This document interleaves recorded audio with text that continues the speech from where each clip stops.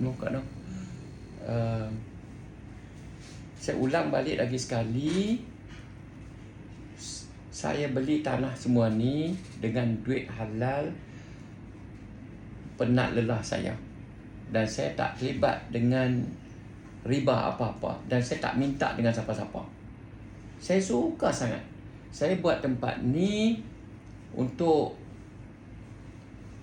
hari tua saya. Saya suka tempat yang tenang-tenang, santai-santai. Saya, anak cucu saya, macam itulah maksudnya kan.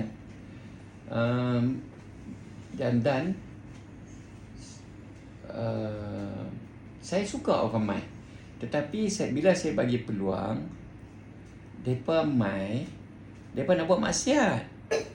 Budak-budak remaja ni peluk sana, peluk sini. Oh, tak nak lah saya. Kan no?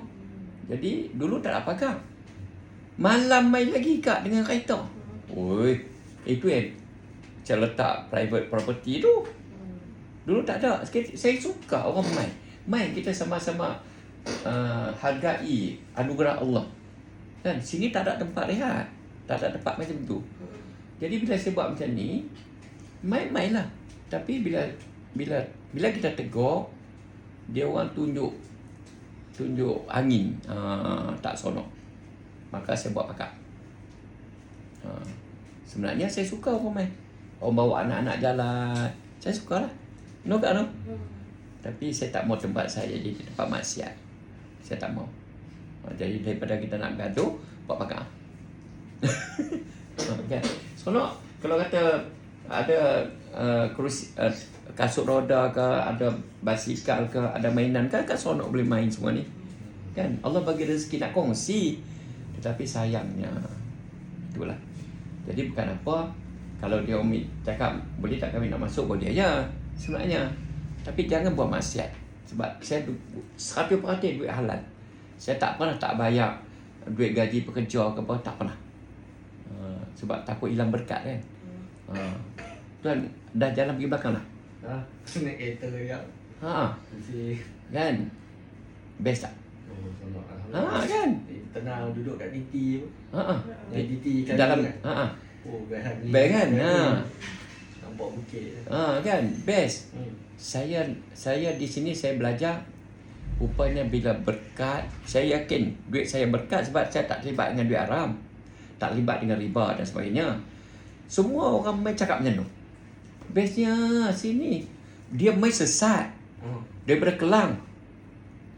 Waste, biasanya orang kalau ada jin dia akan sesat.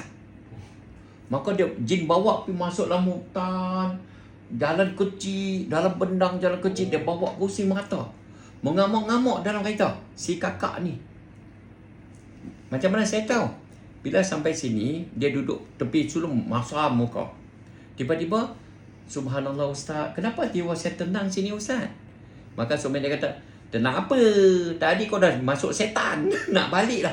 Tak nak main dah. Marah. Ustaz ni tahu. Ustaz apa tahu. Gila apa Ustaz ni. Duduk dalam hutan macam ni. Payah kita nak jumpa. Marah dalam kereta. Suami dia cakap, Ustaz, alah, aman apa Ustaz? Tadi masuk setan dah Ustaz. Nak balik dah.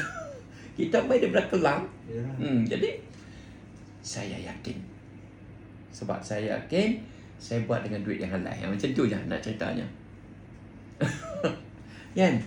Jadi itulah cerita dia. Jadi saya seronok orang main. Tapi tolong jangan buat maksiat.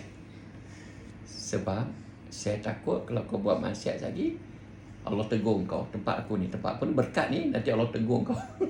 Contoh macam itulah. Macam mana Kak? Betul Kak? Patut tak? Patutlah. Kita nak jaga kan. Itulah. Boleh tiang sikit. Sorry.